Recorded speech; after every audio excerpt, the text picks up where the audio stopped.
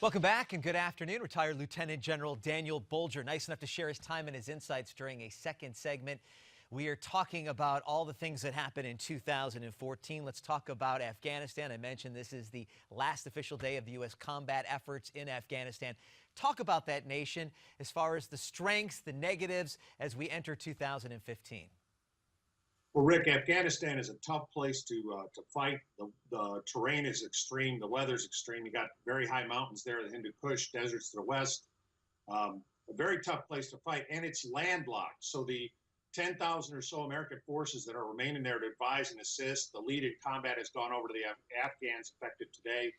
But that advise and assist force is in a landlocked country, and both the air and sea lines, the air and land lines of communication, rather, go through Pakistan and Russia, which are hardly our friends.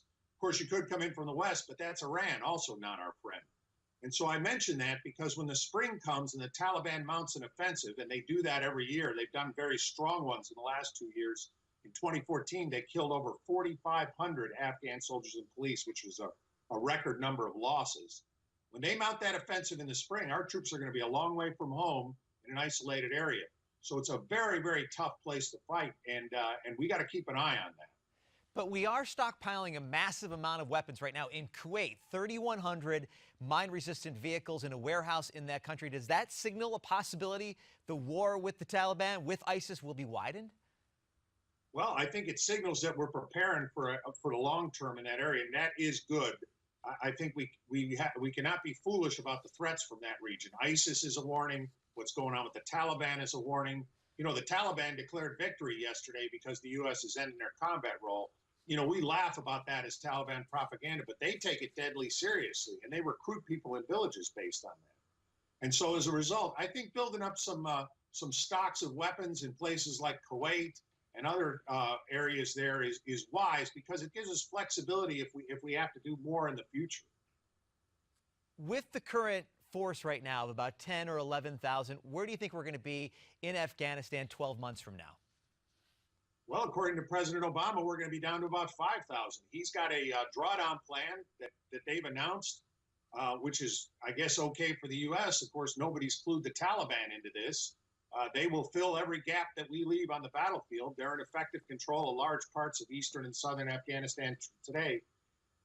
So I don't know about that drawdown. To me, it seems ill-considered, and I hope that our administration and our military will rethink it in light of what's happened in Iraq. I think we should have learned the lessons. What happens if you pull out the bulk of your forces? The enemy will fill that gap. Well, we've seen a new front of warfare take center stage this year. I'm talking about cyber warfare, from North Korean threats to Chinese and Soviet hacks on U.S. businesses. 2014 has exposed significant weaknesses in our online security. Chuck Hagel announced in March that the DoD tripling its cybersecurity force with the goal of hiring 6,000 professionals by 2016. Do you think we're witnessing the evolution of modern warfare? We absolutely, Rick. That's a great point that's really come home to all Americans this year. Listen, at this point, most Americans may not think about it, but you need to. Your money, your personal documents, everything like that, they may exist on paper, but they really exist in the world of cyberspace.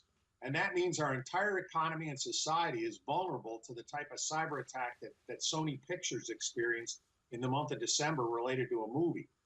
That's a warning to what could happen if we don't keep our guard up there. And I will tell you, we're talking mainly about defense, but there's offensive capabilities in cyber as well. And our country needs to work on those. We need to recruit the smartest young people we can get into our military and into our intelligence services and stay on guard both to defend and attack in this new realm of warfare. Do you see it as kind of a young person's war? Because some of the best and brightest minds are 20-somethings, 30-somethings. And how can we recruit some of these genius cyber experts to make sure that we're on the cutting edge and we're on the forefront in this fight? Listen, I'll tell you what, the great thing about modern American society, the young folks, sometimes they get a bad rap, but I've been fortunate enough to serve with them in the military. These young folks were doing things in the military. Old guys like me couldn't even figure out how to work half the stuff that they were using. They were using cell phones and modern cameras and YouTube capabilities to record battle scenes and stuff when most of us older guys didn't even know how to turn on the phone. They're bringing that into the military when they're recruited every day, and into our intel services and into our businesses.